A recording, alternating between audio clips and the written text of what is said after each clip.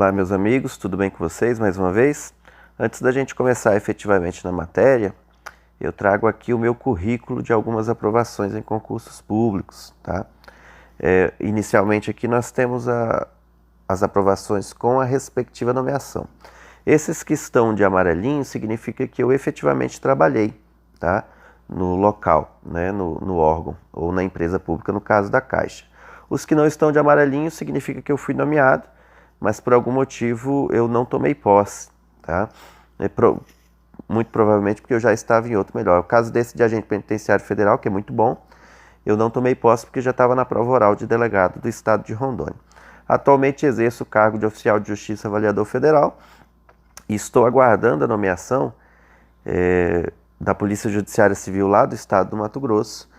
E nesse concurso eu consegui tirar a nota 10 na prova oral. Prova essa elaborada pelo Sebrasp, antigo CESP, né? Além disso, tenho ainda algumas aprovações em outras provas objetivas. Tenho 12 classificações para a segunda fase em provas objetivas para promotor, juiz, defensor e procurador do Estado. Tenho também 2 vezes de aprovação na PRF, 2008 e 2009. Esse de 2009 eu desisti no teste físico, porque esse concurso demorou muito. Então, quando chamou para fazer o teste físico, eu já estava como delegado de polícia, não tinha interesse. E passei na prova de analista do Senado Federal do concurso de 2012, passei na prova objetiva classificado, mas não fui bem na prova subjetiva, tá? Esses são alguns exemplos, né? Tem, lógico, várias reprovações, né? Todo concurseiro tem necessariamente algumas reprovações, o importante é não desistir. Dito isso, nós vamos agora ao material. Eu vou sair daqui da telinha para vocês não cansarem da minha cara, tá? Mas vamos lá.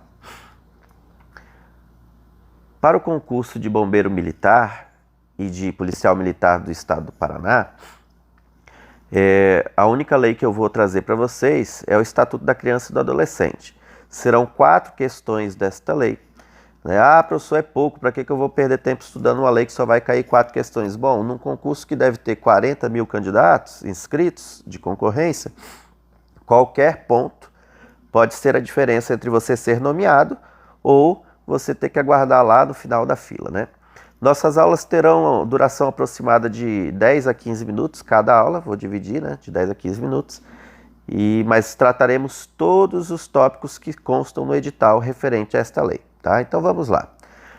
Artigo 1º. Esta lei dispõe sobre a proteção integral à criança e ao adolescente.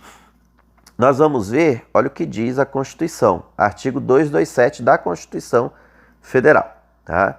O artigo 227 da Constituição Federal diz que é dever da família, da sociedade e do Estado assegurar à criança e ao adolescente e ao jovem com absoluta prioridade. Vem primeiro o direito à vida, à saúde, à alimentação, à educação, ao lazer, à profissionalização, à cultura, à dignidade, ao respeito, à liberdade e à convivência familiar e comunitária, além de colocá-lo a salvo de toda forma de negligência, discriminação, exploração, violência, crueldade e opressão.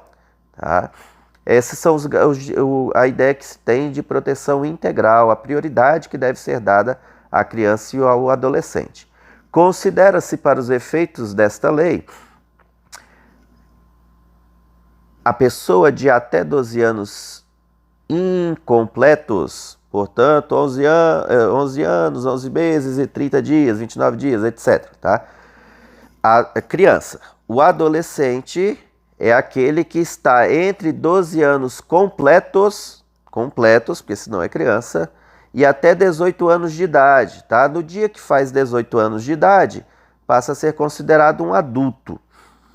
Muita atenção, olha o que diz o parágrafo único. Nos casos expressos em lei, aplica-se excepcionalmente este estatuto às pessoas entre 18 e 21 anos de idade. Como é que isso pode cair na sua prova? Vão te perguntar. A prova: é possível aplicar o Estatuto da Criança e do Adolescente a maior de idade? Sim, excepcionalmente. Excepcionalmente, tá? Exemplo, professor. Imaginem que um adolescente de 17 anos começou a cumprir medida socioeducativa de internação, de prazo de 3 anos, por exemplo. Vai ser reavaliada, claro, a cada período, mas vamos supor que leve os 3 anos.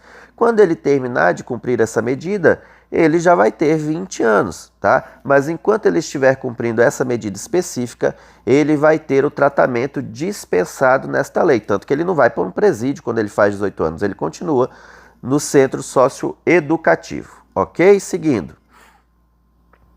A criança e o adolescente gozam de todos os direitos fundamentais inerentes à pessoa humana, sem prejuízo da proteção integral de que trata esta lei, assegurando-se-lhes, por lei ou por outros meios, todas as oportunidades e facilidades, a fim de lhes facultar o desenvolvimento físico, mental, moral, espiritual e social, em condições de liberdade e de dignidade. Isso significa dizer que as crianças, além de todos os direitos que o adulto tem, ela tem algumas preferências no cumprimento pelo Estado, pela sociedade, etc., desses deveres, tá? Os direitos enunciados nesta lei aplicam-se a todas as crianças e adolescentes, sem discriminação de nascimento, situação familiar, idade, sexo, raça, etnia ou cor. A ideia de raça já caiu, tá? Somos todos nós uma única raça, né? Etnia é o que vem da questão do país, né, da pessoa, o japonês, o chinês, etc, tá?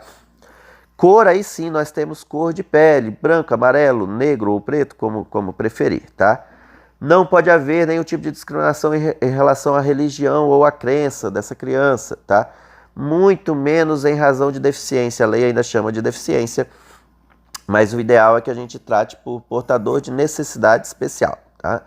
A condição pessoal de desenvolvimento e aprendizagem, algumas crianças aprendem mais rápido que outras, mas isso não interessa. Condição econômica, não interessa se é milionário, filho de um milionário ou se uma criança pobre, tem que ter o mesmo tratamento igualitário.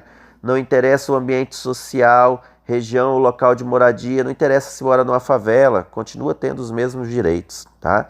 Essa é a ideia da lei, tá? Alteração agora de 2016.